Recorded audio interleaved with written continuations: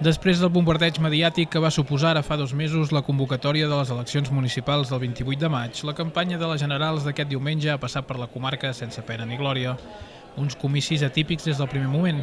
Primer, perquè Pedro Sánchez les va convocar de forma anticipada. Segon, perquè se celebraran en plena temporada de vacances, un fet que a Osona s'ha traduït en més de 471 excuses a mesa resoltes. Al novembre de l'any 2019 van ser els postconvergents els que van imposar-se a Osona amb un 31% dels vots.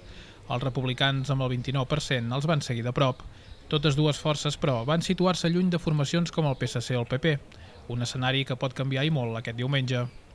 Segons els experts, l'amenaça d'un possible pacte PP-Vox podria fer créixer els resultats del PSC a Catalunya, ja que el vot útil podria inclinar-se precisament cap al partit de Pedro Sánchez. També serà clau el factor abstenció.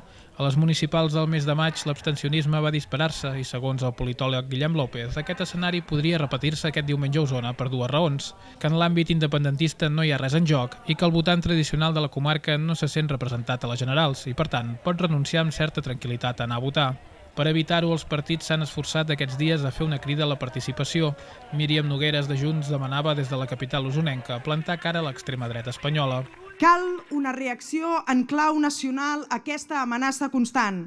El plantem cara a la dreta a Catalunya ha de ser independentista. No pot ser socialista. Contra el feixisme, independentisme i Catalunya. Laura Campos, d'En Comú Podem, advertia des del mercat de la plaça Major de Vic què pot comportar un govern de PP i Vox. Que viene el lobo, que viene el lobo. No, és que el lobo ja està aquí i el llop està, que és Partit Popular i Vox, està governant ja a 4 comunitats autònomes i a molts municipis i ja estem veient el que està passant. En la mateixa línia ho feia també la republicana Teresa Jordà. Ells són aquells que no volen que parlem en català, que no volen que escrivim en català, que no volen que pensem en català. Qui també ha passat per Osona aquests dies és el primer secretari del PSC, Salvador Illa, que aquest dimarts feia una crida a la participació massiva aquest diumenge per evitar que la dreta i l'extrema dreta espanyola sigui qui s'apoderi de la Moncloa. I per tant hi ha una necessitat de plantar-nos a dir prou a aquest intent de retrocedir molts anys enrere.